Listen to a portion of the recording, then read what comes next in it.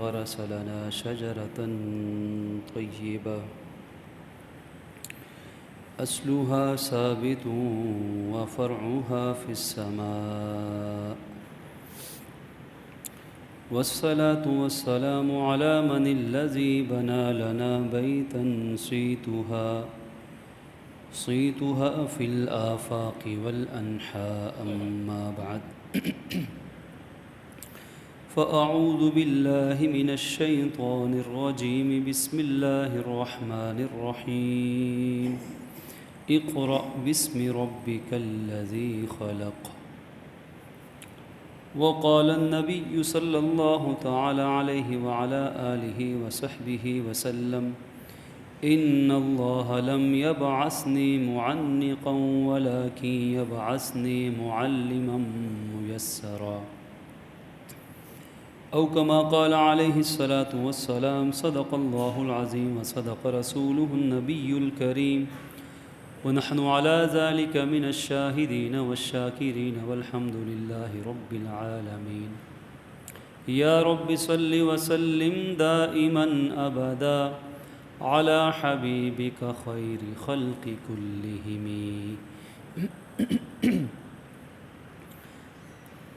بزرگان ملت، برادران اسلام، میرے عزیز دوستوں، بزرگوں اور بھائیوں، گزشتہ نشست میں حضور نبی مکرم صلی اللہ علیہ وآلہ وصحبہ وسلم کی سیرت مبارکہ کا ایک بہت اہم اور بنیادی عنوان کا آغاز ہوا تھا، یعنی ہمارے نبی صلی اللہ علیہ وسلم کی سیرت طیبہ بحیثیت معلم انسانیت، معلم اعظم. ہمارے نبی صلی اللہ علیہ وسلم نے ساری انسانیت کو علم کی دولت سے مالا مال کیا. آج دنیا میں جتنا بھی علم ہے، چاہے وہ دنیاوی چیزوں کا علم ہے، چاہے وہ دین کا علم ہے، جو جائز علوم ہیں جن کا دنیا اور آخرت میں کوئی نہ کوئی فائدہ ہے، کوئی نہ کوئی مقصد ہے، جس کو علم نافع کہا جاتا ہے، یہ سب ہمارے نبی صلی اللہ علیہ وآلہ وصحبہ وسلم نے اپنی سیرت طیبہ سے انسانوں کو عطا فرمایا. اور آپ نے کیسے علم عطا فرمایا؟ اس کے لیے یہ بات عرض کی تھی کہ سب سے پہلے علیم کو سمجھنا ہوگا اور علم کو سمجھنا ہوگا. اللہ عز و جل کی ذات بابرکات ساری کائنات کی خالق اور مالک ہے، وہ علیم ذات ہے. یعلم ما بین ایدیہم وما خلفہم، اسے سب کچھ علم ہے، جو ان کے آگے ہے، جو ان کے پیچھے ہے. آگے مستقبل ہے، فیوچر ہے، پیچھے پاسٹ ماضی ہے. جو ہو چکا، ہو رہا ہے، آئندہ ہوگا. ما کان یکون، جو کچھ ہونا ہے، ہو رہا ہے، سب کا علم اللہ علیم کو، اللہ خبیر کو پہلے سے ہے. اس لیے یہ وظیفہ بڑا اہم ہے. یا علیم علمنی، یا خبیر اخبرنی. ہر مسلمان کو یہ دعا اس طرح مانگنی چاہیے، اور خاص کر طالب علم کو. کوئی بھی طالب علم، چاہے مدرسے کالج کا ہے، یونیورسٹی کا ہے، مکتب کا ہے، یا علیم علمنی، اے علیم مجھے علم عطا فرما. یا خبیر اخبرنی، اے خبیر ذات مجھے بھی علم عطا فرما، خبر عطا فرما. طالب علم کا پڑھنے کا دل نہیں کرتا، پڑھنے کا دل کرتا ہے تو یاد نہیں ہوتا، یاد تو ہوتا ہے، سمجھ نہیں آتا، سمجھ آتا ہے، یاد ہوتا ہے، بھول جاتا ہے. بھولتا بھی نہیں ہے، لیکن جب پیپر کرتا ہے اس وقت بھول چوک ہو جاتی ہے. کسی بھی حالت میں یا علیم علمنی، یا خبیر اخبرنی، اس دعا کے اندر پیغام یہ ہے کہ یا اللہ تو ہی علیم ہے، تو ہی خبیر ہے. اور پھر اس کے لیے دور قریب کا بھی کوئی فرق نہیں ہے. وہ قریب والے کی بھی سنتا ہے، دور والے کی بھی سنتا ہے. وہ اونچا بولنے والے کی بھی سنتا ہے، وہ آہستہ بولنے والے کی بھی سنتا ہے۔ دنیا کی زبانوں کا بھی کوئی فرق نہیں، جس مرضی زبان میں اس کو بلائیں۔ خانہ کعبہ کے ساتھ اللہ ہم سب کو وہاں کی حاضری مقبول توفیق بخشیں۔ ذرا کبھی کعبے کی دیوار کے ساتھ، بیت اللہ کی دیوار کے ساتھ ہم، اللہ جب ہمیں موقع دے گا، ذرا جڑ کے کھڑے ہو کر تو دیکھیں کہ دنیا کی کتنی بولیاں انسان وہاں بولتے ہیں۔ اللہ سب کی سنتا ہے، اور نہ بھی بولیں وہ دل کی بولی سنتا ہے۔ انہ علیم بذات الصدور، دلوں میں آنے والے خیالات اس کی بارگاہ سے اجازت لے کے دل پہ دستک دیتے ہیں۔ وہ ایسا علیم ہے کہ علم کا منبع ہے، علم کا سرچشمہ ہے، وہ علیم ذات ہے، اور اس کا علم، اس کا کوئی انسان احاطہ نہیں کر سکتا۔ وہ کتنا اس کا علم ہے، وَلَا يُحِيطُونَ بِشَيْءٍ مِّنْ عِلْمِهِ إِلَّا بِمَا شَاءَ، اللہ رب العزت کے علم کا کوئی شخص احاطہ نہیں کر سکتا۔ کون ہے؟ کوئی نہیں، ہاں وہ جس کو جتنا چاہے، الا بما شاء، جتنا وہ چاہے گا اتنا علم عطا کرے گا۔ اور اس نے جو انسان کو علم دیا، آج انسان بڑے علم کے دعوے کرتا پھرتا ہے، انسان کا علم بڑا محدود ہے، علم بڑا محدود ہے۔ قرآن کہتا ہے وما اوتیتم من العلم الا قلیلا، اللہ نے جو تمہیں علم بھی دیا ہے، اس علیم نے انسان کو جو علم دیا ہے بہت تھوڑا سا علم دیا ہے۔ اگر تھوڑے سے علم سے اتنا بڑا انقلاب برپا ہو گیا، چاہے وہ دینی علم ہے، چاہے وہ دنیاوی علم ہے، سائنس کا علم ہے، سائنس کا فن ہے، معلومات ہیں، اگر یہ تھوڑی سی معلومات، یہ تھوڑا سا علم، یہ قلیل اگر ایسا ہے کہ دنیا اور آخرت کی کامیابی کا ذریعہ بنتا ہے، پوری دنیا اور آخرت میں انقلاب لا سکتا ہے، تو ذرا سوچیں کہ جس کے پاس کثیر نہیں مکمل علم ہوگا تو وہ کیسا رب ہوگا۔ وہ علیم ذات ہے، اس کے علم کا احاطہ نہیں کر سکتے۔ حضرت خضر علیہ السلام نے یہی مثال دی تھی کہ اگر یہ چڑیا ایک چونچ سمندر میں ڈالتی ہے، اس کی چونچ پہ جو پانی کا قطرہ چھوٹا سا لگتا ہے، انسان کا علم اس پانی کے چونچ پہ لگے قطرے سے بھی کم ہے، اور اللہ کا علم اس سمندر سے بھی زیادہ ہے۔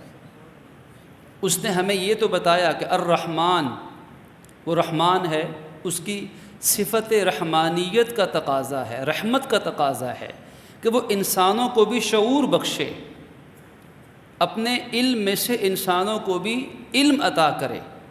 الرحمن علم القرآن، تو فرمایا پہلا رحمان، چونکہ رحمان ہونے کی دلیل ہے اس نے تمہیں قرآن سکھایا، قرآن کا علم دیا جو سارے دنیا کے علوم کی بنیاد سر چشمہ ہے۔ خلق الانسان، اسی نے انسان کو پیدا کیا، وہ رحمان ہے، اس نے قرآن بھی سکھایا، اس نے قرآن بھی سکھایا، انسان کو بھی بنایا۔ علمہ البیان، اس نے انسان کو بولنے کی، اس علم کے اظہار کی صلاحیت بھی اسی رب نے دی ہے، اسی رب نے بولنا بھی سکھایا، علم کا اظہار کیسے کرنا ہے اسی نے بتایا، لیکن دیا اس نے وما اوتیتم من العلم الا قلیلا۔ اور پھر علم الانسان ما لم یعلم، اسی نے انسان کو علم بھی سکھایا اور جو نہیں پتہ تھا اسی نے بتایا۔ اب انسان کو چاہیے کہ اللہ کی دی ہوئی اس صلاحیت کا استعمال کرے جو اللہ نے انسان میں رکھی ہے، ایک شعور ہے، ایک آگہی ہے، ایک تجسس ہے، ایک طلب ہے، ایک پیاس ہے انسان کے دل و دماغ میں کہ وہ کچھ جاننا چاہتا ہے، وہ کچھ علم چاہتا ہے، وہ معلومات چاہتا ہے، وہ کچھ اپنے دل و دماغ کی روشنی کے لیے کچھ لینا چاہتا ہے۔ اس لیے آپ دیکھیں چھوٹے بچے کتنے سوالات پوچھتے ہیں۔ اب یہ بڑوں کی مرضی کہ ان کے سوالات کو دبا دیں کہ خاموش ہو جاؤ، ہر بات نہ پوچھا کرو۔ ان کی اس تجسس اور طلب علم کی صلاحیت کا بیڑا غرق کر دیں، اس کا تہس نہس کر دیں، اس کو زمین میں ہی دفن کر دیں، یا اس علم کی جو شمع ہے، اس کو مزید روشن کرنے کے لیے اس کو ایندھن دیں، یا یہ جو بیج چھوٹا سا ننھی سی کومپل نکل رہی ہے، پاؤں رکھ کے چاہے اس کو غصے سے، جبر سے، معاشی بوجھ کے تحت وغیرہ وغیرہ اس کومپل کو پاؤں تلے مسل کے دبا دیں، یا اس کومپل کو، علم کی کومپل کو، پتی کو نکلنے کے لیے اس کو ماحول فراہم کریں۔ یہ تو بڑوں کی مرضی ہے۔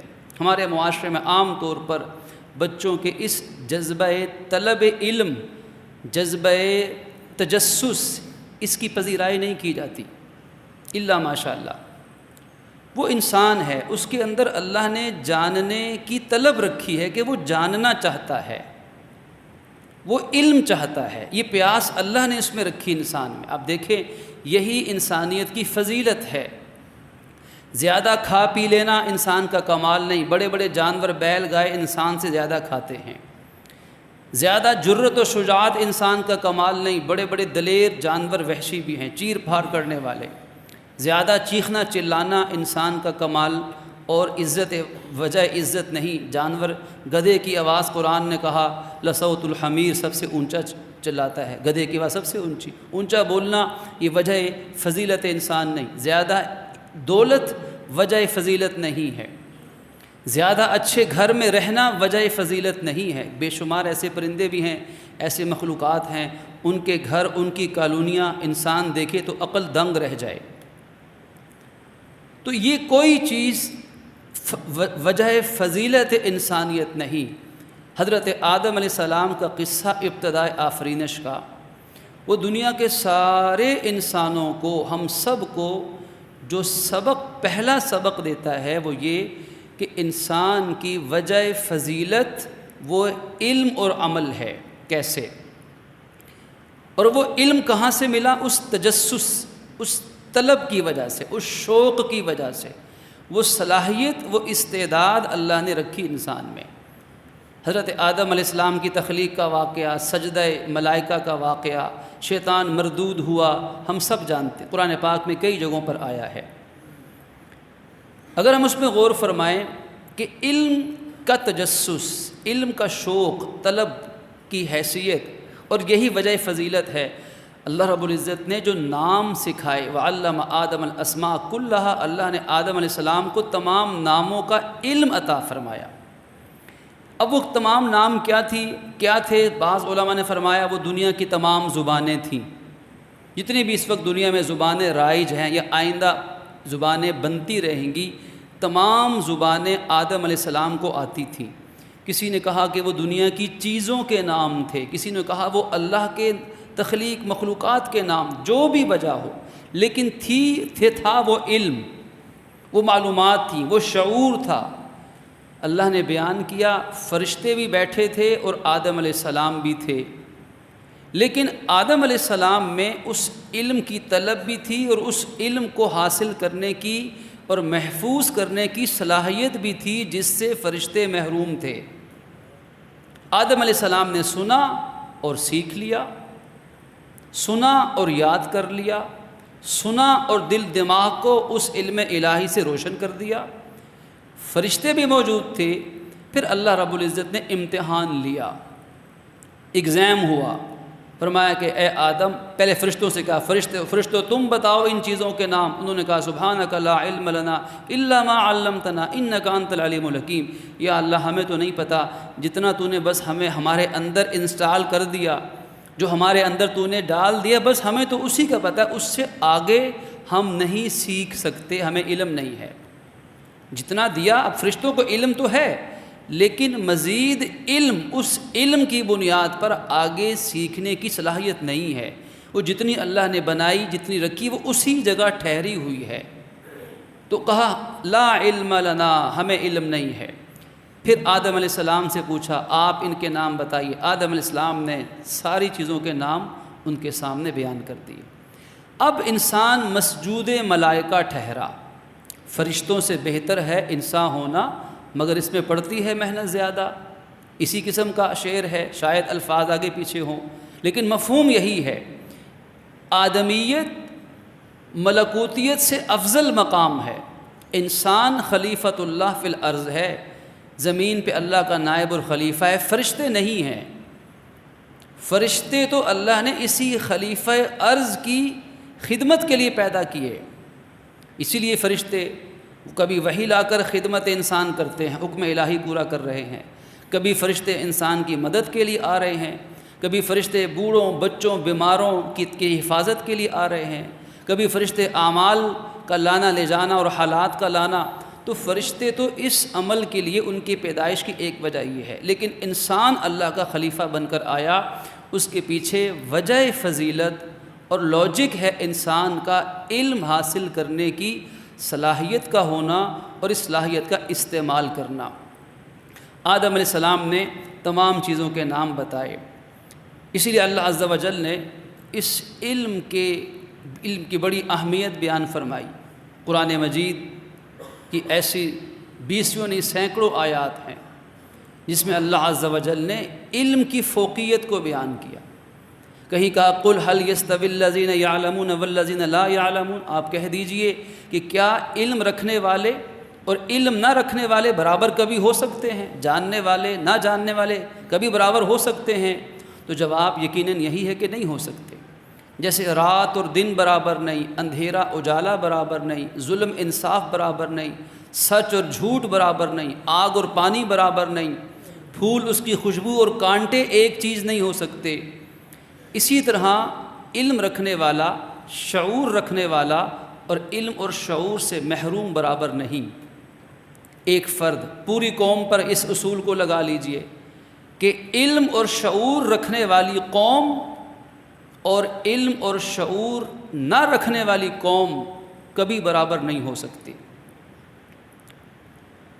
یہ ازل سے اس علیم خبیر کا فیصلہ ہے کہ جو علم اور شعور کے میدان میں پیچھے جائے گا وہ ہر چیز میں پیچھے رہ جائے گا، چاہے وہ معیشت کا میدان ہے، سیاست کا میدان ہے، عبادت کا میدان ہے، عقائد کا میدان ہے، وہ دنیاوی غلبے کا میدان، اخلاقیات اور معاشرت کا میدان، ہر میدان میں وہ قوم اور وہ انسان ہمیشہ پیچھے سے پیچھے رہیں گے جو شعور اور علم کے میدان میں پیچھے رہ جائیں گے۔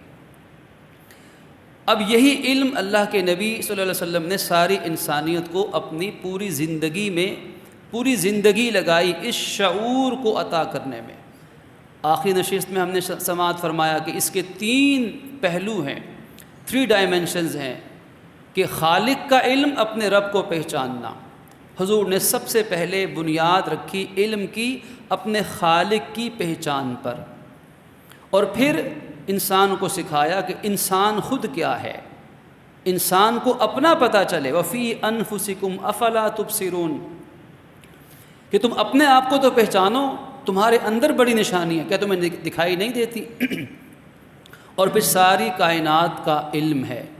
تیسرا پہلو سخر لکم ما فی السماوات و ما فی الارض، خالق نے کہا ہم نے آسمان و زمین سب کچھ تمہاری خدمت کے لیے پیدا کر دیا، مسخر کر دیا۔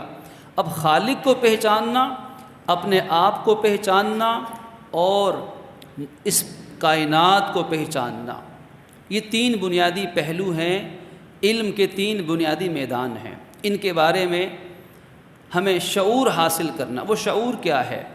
اس پر بھی تھوڑی سی بات عرض کی تھی کہ علم کے 2 معنی اگر ہم یاد رکھیں تو علم ہمیں سمجھ آئے گا۔ اس کے لیے ظاہر ضروری نہیں کہ کوئی ڈگری ہی لی جائے تو پھر علم آئے، یا کوئی 8-10 سال کا درس نظامی عالم کا کورس کیا جائے، یا کوئی 8-10 سال دوسری تعلیم میں۔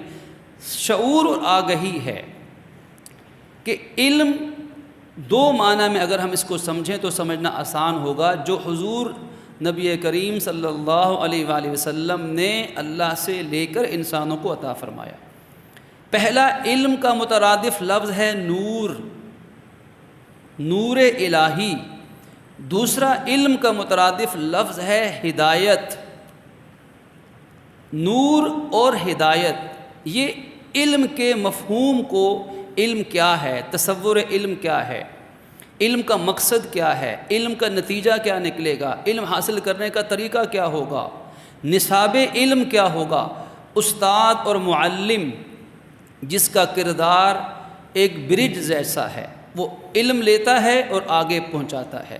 رسول کائنات صلی اللہ علیہ وسلم اسی لیے معلم انسانیت ہیں کہ اللہ سے علم لیتے رہے، انسانیت کو دیتے رہے، علم آتا رہا، آگے منتقل کرتے رہے۔ اور آج بھی کوئی استاد، چاہے وہ مدرسے کا استاد ہے، چاہے وہ کالج، یونیورسٹی، اسکول کا استاد ہے، کسی بھی میدان میں جو معلم کے رتبے پر فائز ہوگا، یہ حقیقت میں اللہ کے نبی صلی اللہ علیہ وسلم کا نائب ہے، یہ انہی کی اس میراث کو آگے منتقل کرنے والا ہے، یہ استاد ہے۔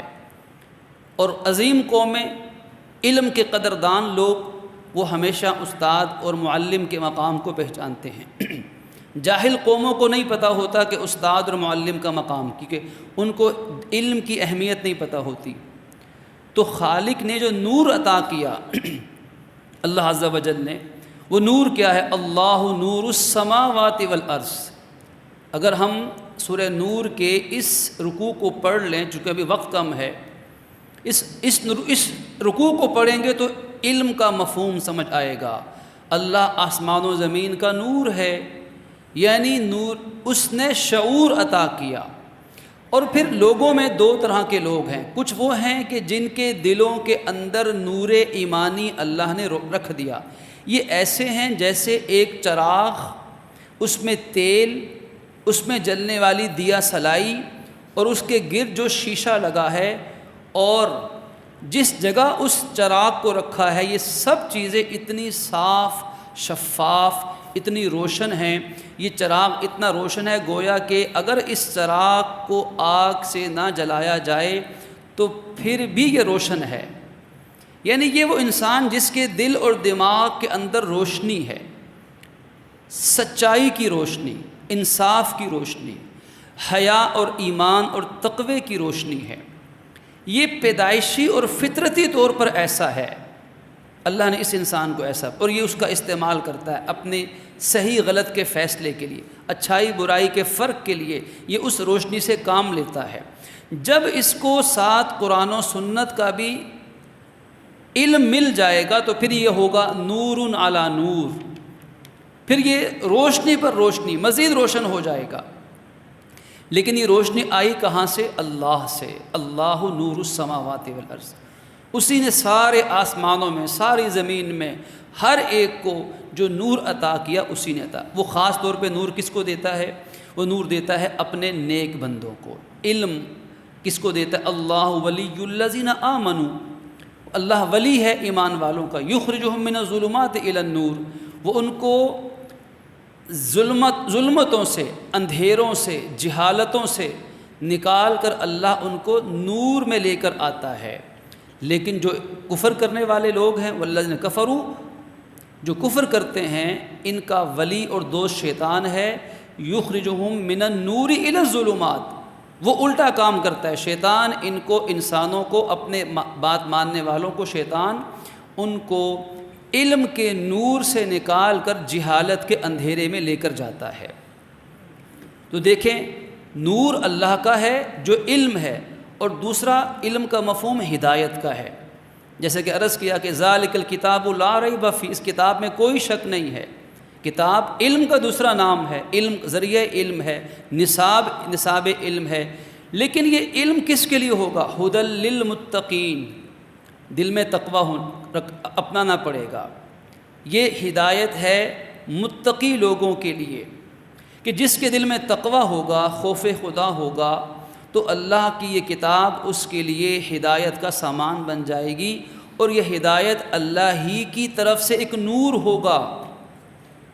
علم کو سمجھنا ہے تو نور اور ہدایت، ان دو لفظوں کو قرآن کی روشنی میں ہم سمجھیں۔ ایک میں نے حوالہ دے دیا سورہ نور کا، یہ رکوع، اللہ نور السماوات والارض، اس میں نور کا ذکر ہے۔ اور دوسری سورہ زمر ہے، اس کی آیت نمبر 22 اور اگلی آیات، چند آیات کے اندر اللہ عز و جل نے وہاں نور اور ہدایت دونوں کو بیان کی۔ افمن شرح صدرہ للاسلام، کہ وہ کیا وہ شخص جس کا سینہ اللہ نے اسلام کے لیے ہدایت کے ساتھ کشادہ کر دیا، شرح صدر ہو گیا، اس کو سب سمجھ آ گیا غلط صحیح کا، اور وہ شخص کس پر ہے؟ علی نور من ربی، وہ اپنے رب کی طرف سے نور پر قائم ہے۔ اس میں شرح صدر یعنی ہدایت اور نور اللہ کو اللہ رب العزت دونوں کو جمع فرما کے سمجھایا کہ جو علم دینے والا اللہ ہے، اور علم نور اور ہدایت کا نام ہے، اور ملے گا اس کو جو اس کی نیت کرے گا، طلب کرے گا، طریقہ ٹھیک ہوگا۔